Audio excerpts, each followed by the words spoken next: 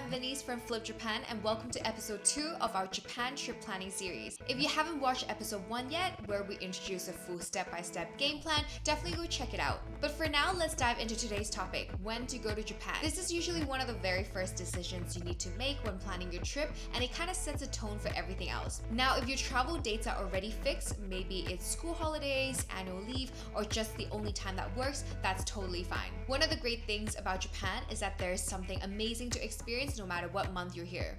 But if you do have flexibility, this episode is going to help you figure out which season actually fits your vibe best. Let's start with spring, which is March through May. This is the season Japan is most famous for, and yes, it's all about the cherry blossoms. Sakura stop blooming down south around late March and work their way north through April depending on where you are.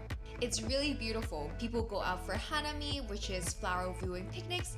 Parks are packed and everything's soft and light pink, and even the snacks go all in with seasonal sakura flavors. The weather's cool and comfy, and the whole country feels like a big aesthetic Instagram feed. This season's perfect if you love calm weather, romantic scenery, or just want to feel like you're living in a Studio Ghibli movie for a few days. It's really good for couples, photographers, slow travelers, and anyone who wants that magical once-in-a-year experience. But, and this is a really big but, it's also peak season.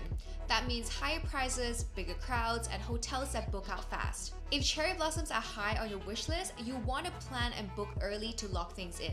Next is June, which is rainy season in most of Japan. It's called Tsuyu, and it's not a full-blown downpour every single day, but you get a decent amount of gray skies and some solid rain. Rainy season also means cheaper flights, cheaper hotels, and fewer tourists. You have temples almost to yourself, hotels will have more availability, and it's a surprisingly peaceful time to explore. This season's ideal for solo travelers, introverts, or anyone who's not here for the crowds and doesn't mind the moody vibes. Plus, the hydrangeas are out and everything looks lush and green. You feel like you've stepped into a quiet, misty daydream. Then there's summer, from July to mid-September. Let me be real with you, it's really hot here. Like properly hot. The humidity can be intense, especially in places like Tokyo, Kyoto, or Osaka. Still, don't write it off. But if you can handle the heat, Japan in summer is wild in the best way. It's festival season or matsuri, and there's something going on pretty much every single week. You'll find street food stalls, fireworks shows, traditional dancing, taiko drums, and people in yukata everywhere. And these aren't just small fireworks shows, we're talking full-blown, hour-long, sky-filling, synchronized to music firework events. If you want unreal fireworks, epic street food and parades, and all the energy, come in summer. It's also beach season, perfect if you want to go island hopping in Okinawa, chill in Kamakura, or explore Japan's coastal towns. Plus, mountain getaways are perfect if you want to escape the heat and see a different side of Japan. This season's for the introverts, the night owls, the street food lovers, and the ones who want a trip full of excitement, color, and movement. Just a heads up, typhoon season usually hits around late September, so if you're traveling at the end of summer, keep an eye out on the weather forecast and alerts. Also, it's always good to have a flexible schedule, especially during summer. Now autumn, October through till November. It's a favorite for a lot of people who've been to Japan before. The weather is seriously ideal. No humidity, no freezing temperature, just nice crisp air and clear skies. The real highlight is the autumn leaves. Autumn leaves are also known as koyo, and the colors are unreal.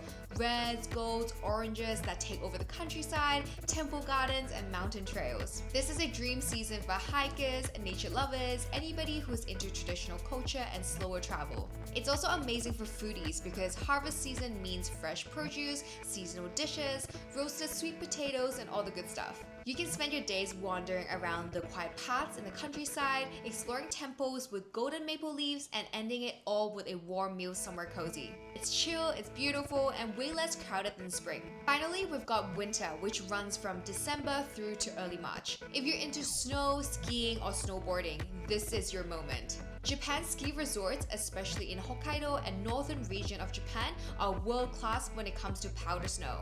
But even if you're not into snow sports, winter here has serious main character energy. There's something really special about soaking in a hot spring while snow falls around you, or wandering through a quiet street with fairy lights overhead and a hot can of coffee from a vending machine in your hand. It just feels peaceful. Winter is perfect for anybody who wants a cozy, calm, and quiet trip, especially for couples, solo travelers, or anybody that's into hot springs, slow mornings, snowy landscapes, and really good food. It's also great if you want to avoid crowds and save on flights and accommodation, because outside of New Year's week, winter can be pretty affordable. If you're visiting over New Year's, just know that it's a major holiday here and a lot of businesses shut down for a few days. But the cultural side of it, with the shrine visits, traditional food, and the ringing in the New Year Japanese style, is pretty special if you're into it. Speaking of holidays in Japan, just note also that we have Golden Week, which is around end of April, early May, as well as Obon, which is in August. That is the typical holiday season over here in Japan, so locals are on holidays. That also means that some restaurants might be closed and there might be more people around, but apart from that, you're pretty good. So what's the best time to go? Honestly, it depends on what kind of experience you're after. Spring is dreamy and iconic, summer is loud and fun, autumn is chill and stunning, and winter is calm and cozy. There's no wrong choice, just different kinds of magic. And if your dates are set, that's totally okay. Once you know what to expect from the season you're traveling in, you can plan around it and make the most out of your time. Alright, that's step 2 sorted. In the next episode, we're going to talk about how long you should stay and how to figure out where in Japan to actually go. There are 46 prefectures here and it's super tempting to try and see everything, but trust me, trying to do too much can burn you out fast. So we'll help you figure out what's realistic and how to build a trip that fits your pace. If you're enjoying the series so far, hit the like button, subscribe, and let us know in the comment section what season you're thinking of traveling. If you're enjoying the series so far, hit that like button, subscribe, and let us know in the comment section what season you're thinking of traveling or which one you'd never try. See you in episode 3. Let's keep planning your dream Japan trip.